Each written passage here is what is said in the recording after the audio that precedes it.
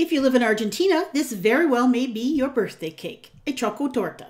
Let's see what's cooking. It's time for Yo-Yo Makes 12. Hello everyone, to make this recipe, you will need some dulce de leche, and it needs to be fairly thick. Now this is hard to come by where I live, but it's also super easy to make. All you need is a can of sweetened condensed milk, and you can turn this into dulce de leche quite easily. I did this video on how to make this many years ago. Maybe it was one of my very first YouTube videos. My son Max is in it, and he's adorable in it. So I'll put a link in the description box and on the top right hand corner of your screen. You can just click if you want to go check out the video. And there it is after it's made and cooled. It's a nice and thick, and it is perfect for this recipe. So you're starting off with 1 1/3 cups of dulce de leche. Put that in a mixing bowl. And to that, you're going to add 2 8-ounce packages of happy cream cheese that's at room temperature. And then you're going to beat this together until it is very smooth and nice and light and fluffy. And as you beat it, you'll see it transform into this really light caramel color. And this stuff is so good. You try not to eat it all with a spoon before you actually do the rest of your recipe. Now this recipe traditionally uses little rectangular shaped chocolate cookies called Chocolinas from Argentina.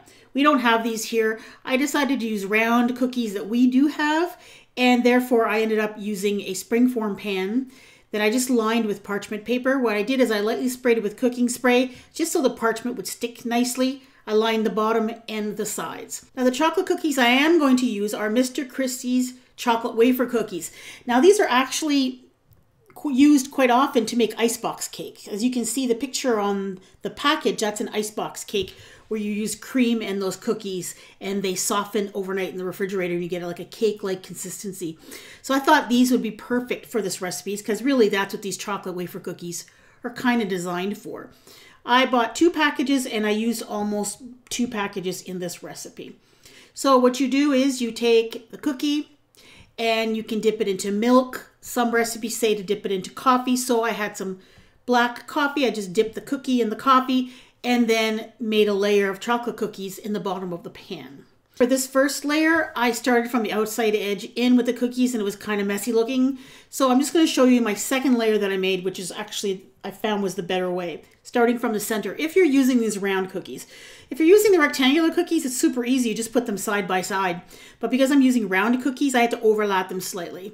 So what I did is I just went around and around with the cookies until I had this whole layer covered with cookie. And you may have to break some cookies apart on the edge to fill in any gaps. And my coffee mug is pixelated there because it has the name of the place where I work. I didn't realize that while I was making this video until after. So there you go. You kind of just cover the whole surface. And then I put that cream that we made at the beginning with the dulce de leche and the cream cheese. I put it in a piping bag with just the end cut off. And you put a little bit on the top and then you spread that out over the cookies very gently because the cookies kind of soften a lot when you dip them into the liquid. And then you just keep going, you just keep adding layers. I ended up with 5 layers of cookies, and at the very top, what you're gonna have at the very top is a layer of cream. And I had enough of that cream that I made to do 5 layers, including a top layer. You're going to put this in the refrigerator and allow it to chill for 2 hours. Now, on to the ganache layer. You don't have to put this on top, but it really does add a lot to the cake. That is 2/3 of a cup of chopped up chocolate. It's a combination of chocolate chips and a chocolate bar. I think it was 95% cocoa chocolate bar that I had sitting in my cupboard from a while back. I poured 1/3 of a cup of hot cream, heavy cream on top that I heated in the microwave. Let it sit for a few minutes and then begin to stir. And as you stir, it'll transform from this liquidy disaster to a nice, smooth, and very shiny ganache. Just be patient, it'll happen. You just have to stir for a bit. And then once that's done, and it's nice and smooth, you're gonna pour that on top of your chilled cake. Just pour it on top, spread it out right up to the edge, and then you're going to take this and put it in the refrigerator and let it sit overnight or at least 4 hours. And that'll give time for all those chocolate cookies to soften up nicely. And then you're just going to remove the springform pan if you're using one and the parchment, and then you can decorate as desired. Now you'll notice here that I've got these little bits in my ganache.